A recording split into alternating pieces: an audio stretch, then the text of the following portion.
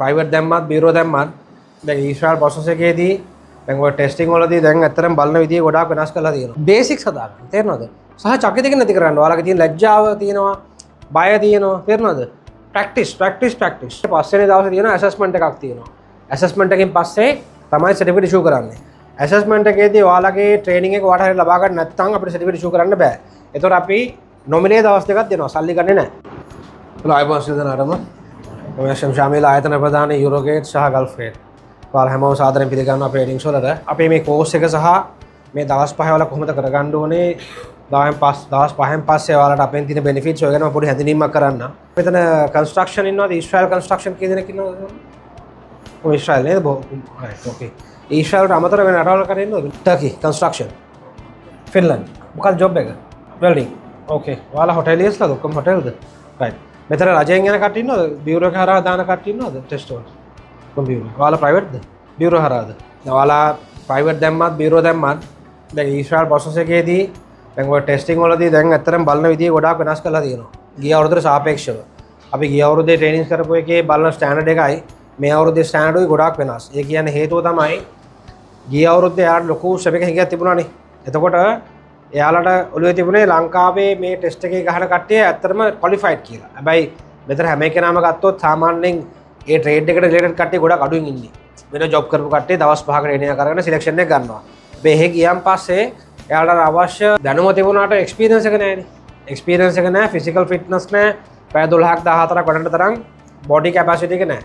ඕකෙන් එයාලා බේස් කරේ. හොටෙල් එකෙත් ඕක වුණා. ඔය එයාලා ස්ටඩි කරන් තමයි මේ පාර එන්නේ. මේ පාර එයාලා අකුරටම බලනවා. ගිය පාර ලැන්ග්වේජ් බලුවේ නැහැ. මේ පාර ලැන්ග්වේජස් බලනවා. ඔය ගිය පාර එයාලා හිතුවේ ලැන්ග්වේජ් කියන එක මොකද එයාලා ෆස්ට් ටයිම් වල ගොඩක් ගන්න ගත්තා. ඉතින් මේ හැමදේම ඉගෙනගෙන තමයි දැන් ඔය ඊශ්‍රායල් ජාතිකයන් මේ පාර ලංකාවට එන්නේ ටෙස්ට් වලට සිලෙක්ට් කරගන්න. දැන් ප්‍රතිශතය ගත්තොත් එහෙම ගිය 72 ගත්තොත් එහෙම 140යි සිලෙක්ෂන්. ඉස්සර සාමාන්‍ය 70ක් 75ක් සිලෙක්ෂන් වෙනවා. දැන් සමහර නම කියන්න බෑ සමහර ප්‍රෝග්‍රෑම් වල 107යි. මම දන්නවා මෙතන ගොඩක් කට්ටිය කන්ස්ට්‍රක්ෂන් ට්‍රේඩ් එකේ නෙමෙයි වෙනම ජොබ් කරපු කට්ටිය. හැබැයි ඔයාලගේ අර ඊශ්‍රායල් රටේ තියෙන අර පඩිය සහ යන්න පුළුවන් කාලේ ප්‍රොසෙස් එක ලේසි වීසා රිෆියුසල් නැහැ. ඔය හැමදේම බැලුවොත් ඉතින් අර හොඳ රටක් මමත් පිළිගන්නවා. ඒක කියන්නේ මේ කාලේ දැනට තියෙන හොඳම රට තමයි ඊශ්‍රායල් කියන්නේ. සාමාන්‍ය ලක්ෂ 6 7 8කින් පඩිය ගන්න පුළුවන් ඊට වැඩි ගන්න කට්ටියක් ඉන්නවා අපින් කියපු කට්ටිය. එතකොට හැබැයි මම ඔයාලට එකෙල්ලීමක් කරන්න. රටකට යන්න ඕනේ પાස්පෝර්ට් සල්ලි නෙමෙයි. પાස්පෝර්ට් සල්ලි ඕනකට හදා ගන්න පුළුවන්. પાස්පෝර්ට් සල්ලි කියනවා ඕනම හදා ගන්න පුළුවන්. ඊටාම වැදගත් වෙන්නේ අපේ අර සර් කිව්වා වගේ language and skill. Language skill නැතුව කවදාවත් රටකට යන්න එපා. ඒ කියන්නේ ඔයාට ටෙස්ට් එක පාස් කරගන්න පුළුවන් කියන්නකෝ. හැබැයි ඔතන ගිහිල්ලා ඔයාලා අවුරුදු 5ක ප්‍රෝග්‍රෑම් එක ගිහිල්ලා මාසෙන් ඩිස්ක්වොලිෆයි වෙලා ලංකාවට එන්නොත් එහෙම ඔයාලා යන්නේ ණය වෙලානේ. ණය වෙලා බැංක් ලෝන්ස් අරගෙන ලොකු හෝප්ස් තියාගෙන යන්නේ. ඒතකොට හෝප් එකේදී ඔයාලාව අයිඩෙන්ටිෆයි වෙන තැන තමයි රටකට ගියාම ඔයාලගේ ස්කිල් එක. අනිවාර්යෙන් ස්කිල් එක බලනවා. ඊට පස්සේ ලැන්ග්වේජස්. ඊට පස්සේ බලනවා ඩිසිප්ලින්. Physical fitness. තේරෙනවද? බිහේවියර්ස්, ඇටිටියුඩ් ලෙවල්ස්. ඔය ඔක්කොම මැටර්ස්. හැමදේම මැටර් එකක් වෙනවා ගියාම. මොකද මම රෙක්රූටර් කෙනෙක්. යුරෝගේට් එක වගේම තමයි ගල්ෆ් ගේට් මෑන් පවර් එක දන්නවනේ. ගල්ෆ් ගේට් එකත් මගේ තමයි. අපි සාමාන්‍යයෙන් අවුරුදු 1400 500ක් පිටත් කරනවා විවිධ රටවල් වලට. යුරෝපේ සහ අනිත් රටවල් වලට. ඊශ්‍රායලත් අපි ජොබ් බෝඩ්ස් තියෙනවා. අපේ අත්දැකීමෙන් තමයි මම කියන්නේ ගොඩාක් කට්ටියට එක්සයිට්ලා යනවා. තියෙන හැම එකනම යනවා පඩි හොඳයි ලයිෆ් එක හදා ගන්න පුළුවන්. very true. අනිවාර්යෙන් පඩි ලයිෆ් එක හොඳයි. පඩි හදා ගන්න පුළුවන් හොඳ පඩියක් ලයිෆ් එක ගොඩනගා ගන්න පුළුවන්. හැබැයි ඔතනට හෝම්වර්ක් කරන්න. මේ දවස් 5න් අපි දෙන්නේ ඔයාලට ෆන්ඩමෙන්ටල්ස් කියන එකනේ අඩිතාලමනේ. මේක තමයි ඉදිකිරීමේ මෙන්න මේ බා බෙන්ඩින් කියන එකේ තියරි සහ අවයර්නස් එක බා බෙන්ඩ් කෙනෙක් එකේ මෙන්න මේක තමයි රෝල් එක කියලා දෙනවා. කම්ප්ලේන්ස් වැඩි ඉස්සරහට. ඒ කියන්නේ පඩි දෙන්නේ නැහැ කියනවා. වැඩ දවස් අඩුයි කියනවා. එතකොට මේ වැඩ දවස් අඩුවේ පඩි දෙන්න තියෙන හේතුව තමයි ඔයාගේ තියෙන ස්කිල් ગેප් එක. ඕක අනිවාර්යෙන් හදාගන්න. මම කන්ස්ට්‍රක්ෂන් ගොඩක් යවන කෙනෙක්. රොමේනියා ගත්තත් මම යවලා තියෙන 1000 ගාණක් කන්ස්ට්‍රක්ෂන්. ඊට පස්සේ සයිප්‍රස් මම අතරත් යවනවා. සයිප්‍රස් ඊශ්‍රායල් වගේ පඩි ගන්න පුළුවන් රටක්. ලක්ෂ 5ක් පඩි හම්බ වෙන සයිප්‍රස් කන්ස්ට්‍රක්ෂන්. මාසෙකමාරයි යන්නේ. ගොඩක් කට්ටිය නොදෙන රටවල් ඕවා. අපි කන්ස්ට්‍රක්ෂන් ඩුබායි වලට යවලා තියෙනවා මම 450 500ක් ගිය අවුරුද්දේ විතරම. බේසික්ස් හදාගන්න. තේරෙනවද?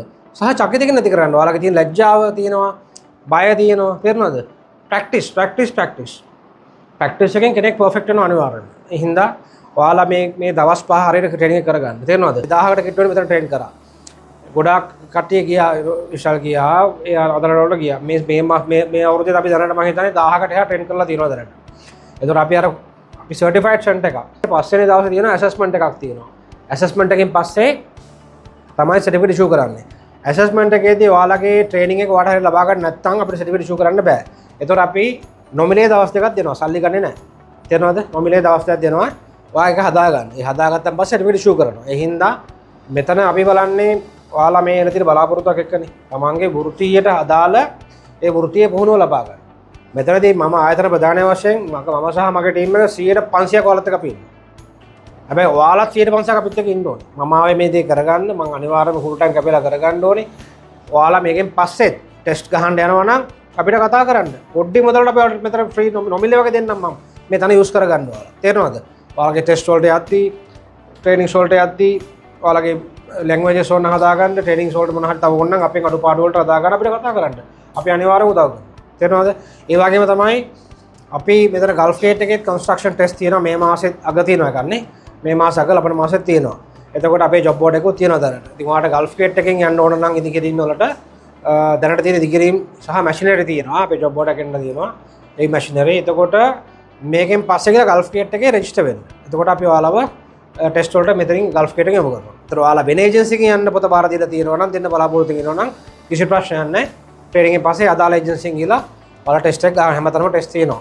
ලංකාවේ ඒජන්සි දැන් හොඳටම කරන ඒජන්සි 10ක් විතර තියෙනවා. හොඳ ටෙස්ට් ගහලා කරන. ලැන්ග්වේජ් කරලි කරගෙන යන්න. ස්කිල් ගැප්ස් හදන ගමන් ට්‍රේනින්ග්ස් ගන්න ගමන් මේ පැත්තෙන් self study courses online whatever හරියට කරගෙන යන්න. ওই දෙක merge වෙන්නේ ඔයා රටට ගිහිල්ලා ඔයාගේ employment එක පටන් ගන්න දවසේ. එතකොට ඔයාට ගොඩාක් මේක උදව් වෙයි මම කියන්නේ. මම ඔය කිව්වේ එයාපෝට් එක උදාහරණයක් කියලා දුන්නේ. උදාහරණ ඕන තරම් තියෙනවා දෙනවා නම් මොකද මම ගොඩක් travel කරන කෙනෙක්. ලැන්ග්වේජ් හඳුනා ගන්නවා වගේ දුර දේවල් හදනවා. හරි? හරි. කෝස් එක ලස්සන කරගන්න, ඩිසිප්ලින්ස් හදාගන්න, උපරිමයේ සර්ලගෙන් ලබා ගන්න මොනවා හරි වලට කන්සර්න්ස් තියෙනවා නම් මේ මගේ ඊමේල් ඇඩ්‍රස් එක මට මේල් එකක් දාන්න මම ඔයාලට පර්සනලි කතා කරනවා. හරි නේද? එහෙනම් කෝස් එක ලස්සන කරගන්න. අපි පස්වෙනි දවසේ බලමු ඔයාලගේ ස්කිල් එක උතුරක් තියෙනවා. හරි? බොහොම ස්තුතියි.